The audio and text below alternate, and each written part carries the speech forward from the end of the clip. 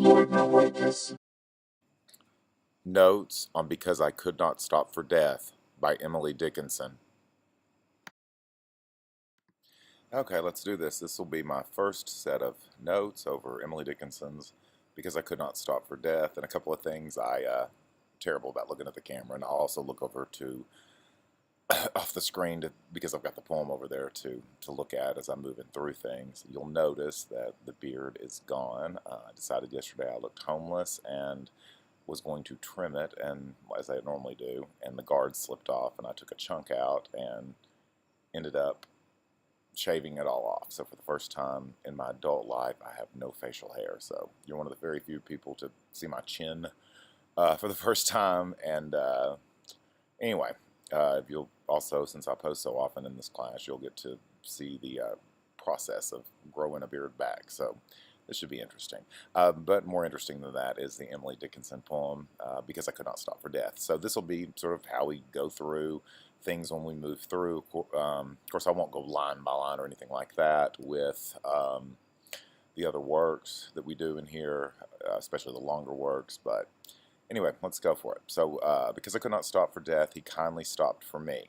Again, an important thing there is, again, death referred to as kindly, and you'll notice in your literary terms you have the term personification, and she has made death a he, which is interesting. So she's really humanized death there. The carriage held but just ourselves and immortality. Now that's important, especially for those of you who actually are watching the videos, because I will put a question probably on the midterm that says how many things are in the carriage, and it's important to remember it's not just her and death. There are actually three. It's immortality, and again, this seems a little contradictory because she's dead, so you would think it would be mortality, and so I think the word immortality there answers that question that Emily Dickinson was constantly trying to answer, which is,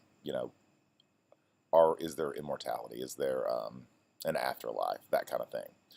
We slowly drove, he knew no haste, and I had put away my labor and my leisure too for his civility. Now it's important here, she's already used kindly and civility to describe death. So again, death seems like a pretty nice guy. We'll debate at the end whether or not he really is. Again, there is no hurry there. She's dead, and she had put away her labor and her leisure too for his civility. Now, I think what's interesting there, and I'm more obsessed with this than most critics I read out there, but again, I like this idea of labor and leisure too. She put those away for his civility, and that's interesting because, again, there really isn't anything we have. We have labor and we have leisure. We're either working or we're doing downtime things, leisure. So again, she sort of put everything away for his civility. We passed the school where children strove at recess in the ring. We passed the fields of gazing grain. We passed the setting sun. Again, most people, including me, see this as sort of the life process, right? I mean, children in the ring. The ring would be the reference to, we think, if you've ever watched Little House on the Prairie, the playground where kids play at this time would just be sort of outside, and again, grass is sort of killed in a circle from the kids sort of stomping on it, and they don't make a perfect square or anything like that. It's sort of a ring. So again, that would sort of be early life, that kind of thing. We passed the fields of gazing grain, and again, that would represent sort of midlife, and then again, great imagery there. We passed the setting sun, and so the setting sun would represent the end of life, the end of day, the end of the day, so again, death there. So we've moved through sort of the life process from childhood all the way to death. The other thing is when she starts the next stanza, she says, or rather he passed us. Now that's interesting because death, she's comparing to the sun, and again, if you think about it, from our perspective, the sun passes us, we don't pass it, right?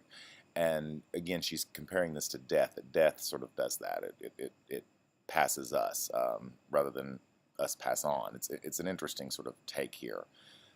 The dews drew quivering and chill, for gossamer my gown, my tippet only tool. So again, we associate death, speaking of death, we associate death most often, or a lot with cold, right? It's cold, it's dark, that kind of thing. So again, she has that idea. Because again, she's wearing gossamer, her gown is of gossamer, which is a thin, light fabric that would be really, really cold. And her tippet is only tulle. Again, her char thing or whatever is only, you can read in your liner notes what those words mean. Tulle is not a heavy fabric. So again, she spends eternity cold. Now that's two things, again, the author's doing here. Clearly on the surface, the point is she was not prepared for death, right? If she'd known she was dying and it was going to be cold, she would have prepared for it better and wore clothing that was acceptable. The other thing is, if we want to look at death here, a lot of critics will say, you know, she sees death as tricking her, right? It's a nice guy. He's civil, he's kind, but he's really not. You know, I mean, she's cold for eternity in a way. So, so again, he's not such a good guy. We may see him more as a trickster here, and that kind of thing.